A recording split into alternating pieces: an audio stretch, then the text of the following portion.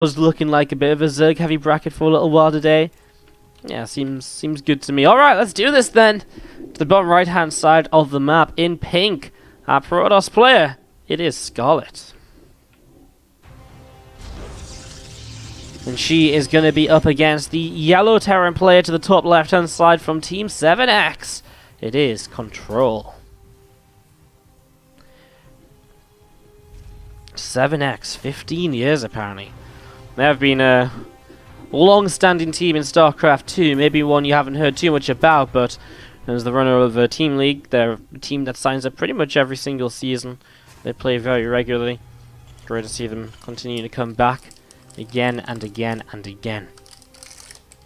So set up into this then, we're going to see a couple of workers just jumping into the gas, and we are going to be seeing the gateway setting up from Scarlett too. She's just going to be looking to double gas here early on, actually, so we'll see what she wants to get up to. Obviously, we've had a lot of debate right now, and they're even talking about nerfing the Oracle, but I think, from what I've heard, I don't think nerfing the Oracle is the right way to go. It's not so much the Oracle itself right now, which is the issue in PvT, it's just how fast it can come out. You know, if you can get an Oracle out at, like, well, super quick and into your opponent's base, that becomes an issue, and that's where the Terran player will begin to struggle very early on in the game. Control, upon seeing the kind of double gas setup with one pylon in the main of Scarlett, will recognize that this is some kind of proxy and will begin to scatter around with the SCV to figure out what's going on. And Control actually goes into one base player himself, throwing down a second gas factory on the way. And Scarlett, well, sorry, that's not a Stargate, that's the second gateway. Wow, I just completely assumed it was a Stargate, but actually that's only a Cybernetics call coming up right now, so this is a much earlier proxy than I thought. I'm getting ahead of myself even. Oh, how interesting. So, what's she actually going to plan with this? Starts up a Stalker and Warp Gate. Second gate will finish fairly soon. Is she just going to Chrono Boost Warp Gate? Or no, she's going to Chrono Boost the Stalker. Get that out early, get that across the map. Warp Gate is just starting here as we have that probe patrolling, and the Marine is going to come over and is going to find that probe. So, probe is going to go down, and actually does also, sorry, the probe actually doesn't go down, the probe survives, but it does going to be a find on the pylon over here. But with the Chrono Boost, look how fast this Stalker comes out of the gateway. I don't think that these two Marines are going to have much of a chance here at all. A second pylon will come down just in case, and probe will get shut down. Stalker will have a little bit of micro to do here. Will pop out, and ooh, pops out in a bit of an awkward spot.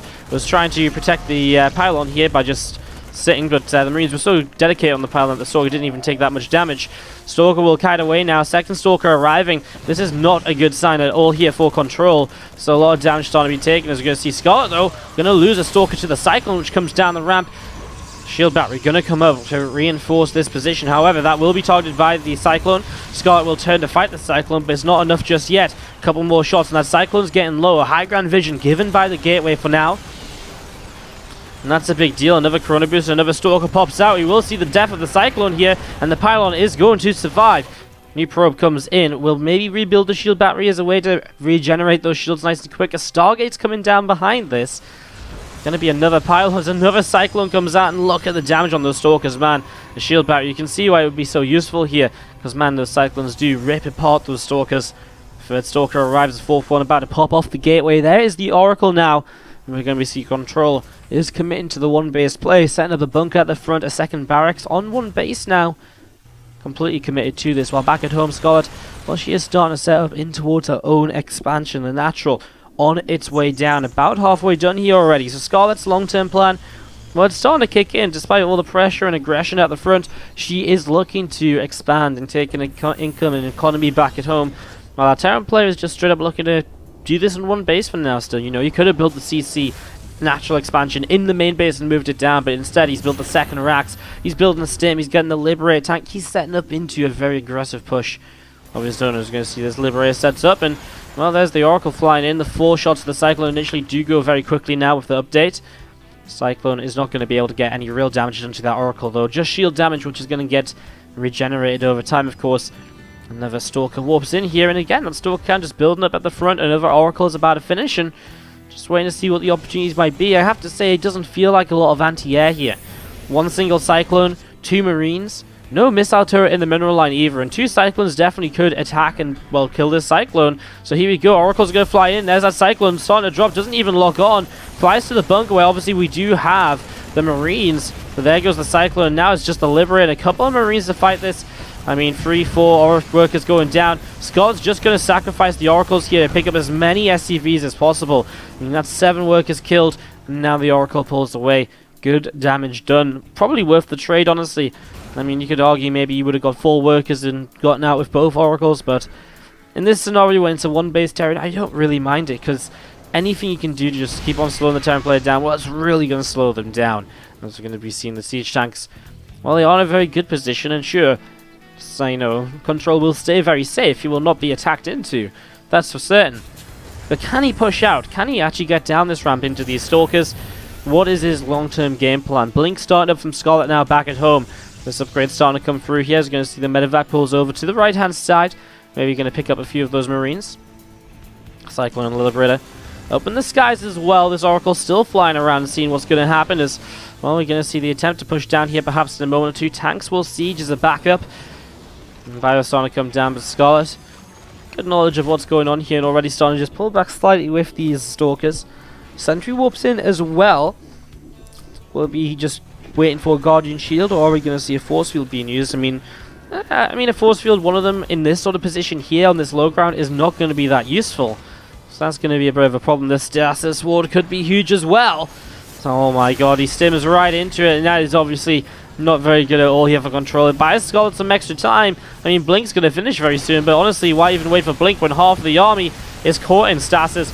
Well, some nice micro on a couple of Cyclones is cute and all, but one tank goes down, the second tank is going to go down now, the medevac as well, and honestly, well, this isn't looking pretty. A few seconds away from Blink. The Stalkers actually took a lot of damage. To be fair, the bio that was there was doing quite a lot. The sieged up tank did last a little while. 2 more Stalkers warping in, a couple of Marines stimming forwards. We're not finding much just yet. Now these pylons under fire. Scarlett will begin to blink up into the main just with 1 Stalker. It looks as though the rest of her Stalkers were just having a little bit of an issue. Following orders there. Stasis Ward comes in. I like that as well. Just setting up in a position where Scarlett will be able to trap. Actually, not that much. Only a couple of SCVs. I thought it was going to be a lot more. Tank to the top side did go down though. And SCVs are now falling. Obviously, Scarlett has that blink to escape fairly quickly and easily whenever she feels the need to. Although the units to the top side are in a little bit of a precarious spot, you'll see she actually misblinks here, so a couple of miss-microed units. We're going to see these Stalkers now going to be going down. She can blink off to the side, maybe get a couple more SCVs, but not too much more to be really gained. 14 workers killed, and Control is in trouble. 13 workers against a 3-base Protoss now. 53 workers on the map. That's not even a 30 worker advantage, it's a 40 worker advantage to Scarlett. The income lead is absolutely monumental. Control has got a bit of an army supply lead. You can see that little bit of a Blink Stalker attack was not so worthwhile for Scarlett in terms of armies, but of course she killed so much that that's the idea here. She's going to be able to have such a stronger economy that she will be rebuilding very easily and very aptly into a strong enough economy to continue onwards. Now we do see the Stalkers coming into the center again. With that blink, it's very difficult to lose these, and so you're very free to come in and to just harass, poke around. You know, you attack once or twice, then you blink away. And the Stalkers continue to move back through the center at the moment. We'll just blink once again as the Marines Marauders start to catch up. Extra gateways coming down, 1-1 has started, and the transition into charge lots for the mid game is coming up as well. So that charge lot based composition just a little bit stronger as the game passes by. Charge lot's also very good at reinforcing compared to Stalkers. And as you start to spend your gas on a lot of Archons, High Templars for Storm, you know, Immortals, etc., being able to just remax on Zealots and have them be useful is going to be absolutely fantastic here. So charge finishing up. There is the Temple Archives, and actually only just now a Robo facility coming down. You know, a lot of Scarlett's tech has been very delayed beyond the Twilight Council.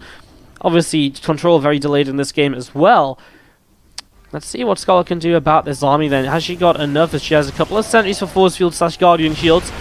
These siege tanks do get a couple of volleys off right away here. Problem is advancing further forward. Do you have to unsiege those tanks? Control going to try and switch it up with a drop, which will move towards the main base here right away. So that's going to come down the south side, going in towards the main. Scarlett, no idea about this just yet. Actually, very few shield batteries set up at home defensively as well. in fact, none at all. So no shield batteries at home. As you're going to see, well, this forge, which is upgrading, is something Scarlett will want to defend, and she is going to come into position to defend it. Plenty of Stalkers here. And Control, unfortunately, does not have enough as... single blink and the full medevac goes down there. Control doesn't have enough to pressure at the third base or whatever at the same time. He's just that far behind. The Scarlett starts up a 4th Nexus. In the meantime, well, Control has finished up a natural. And you can see this Marine Marauder force continuing to set up in the front of the natural as well. Archon's continuing to finish. +2, +2 upgrades coming in as well right now. Just setting up in towards a further upgrade lead for Scarlett. Obviously with that Chrono Boost available, upgrades really can just spin along so quickly nowadays. Scarlett, I'm not sure what she is spending a Chrono Boost on. She has been spending it though. Wouldn't surprise me if it was the upgrades.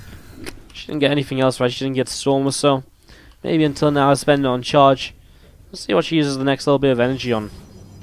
So many High Templar just warping in. They're looking to just be Archons here.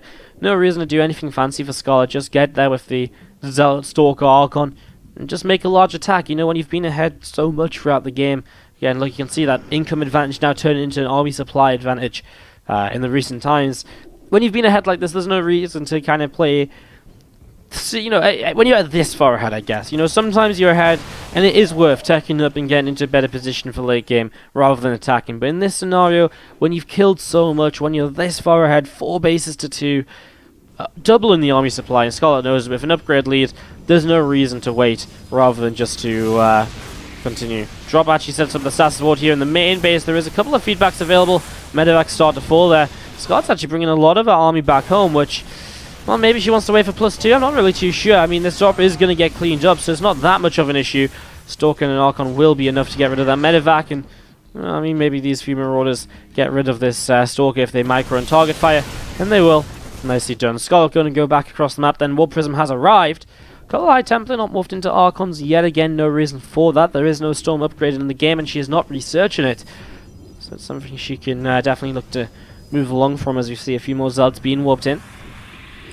Third armor upgrade coming on through. Still not seeing what these chronos are being spent on, but again, I imagine it is the upgrades because they are just skyrocketing along here. As you see the War Prism in the main, well, that's going to go down very quickly, but it's not even really that necessary to the attack right now, as Jose Phoenix will give the high ground vision to enable an attack into these tanks a little bit more easily.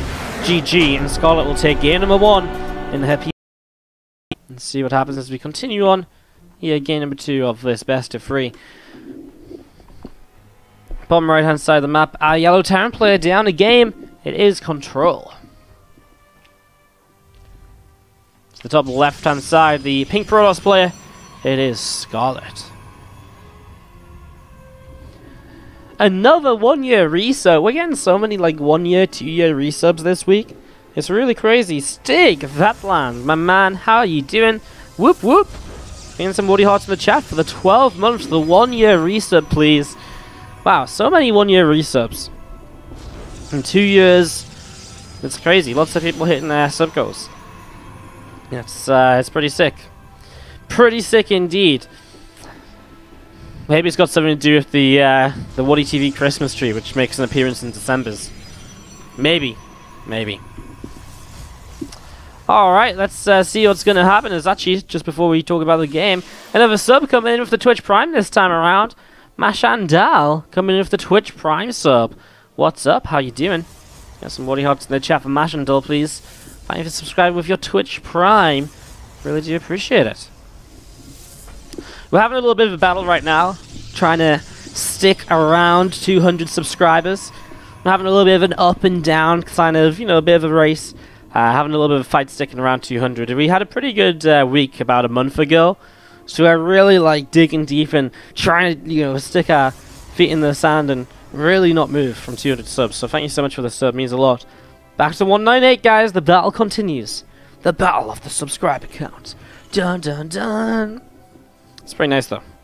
I was just saying this yesterday. I'll just say it once today, so as not to bore you guys if you're watching yesterday as well. But it was really crazy to go away for a couple of weeks for the Community Summit and BlizzCon and then to Home Story Cup, and to come back and still have 200 subscribers. Like, you know, it's always scary when you go away as a streamer for a little while, you know, because obviously you're gonna lose subscribers, and you know, it is a big form of your income. So really, really awesome to kind of come back and still have 200 of you guys here supporting the channel. It's pretty awesome.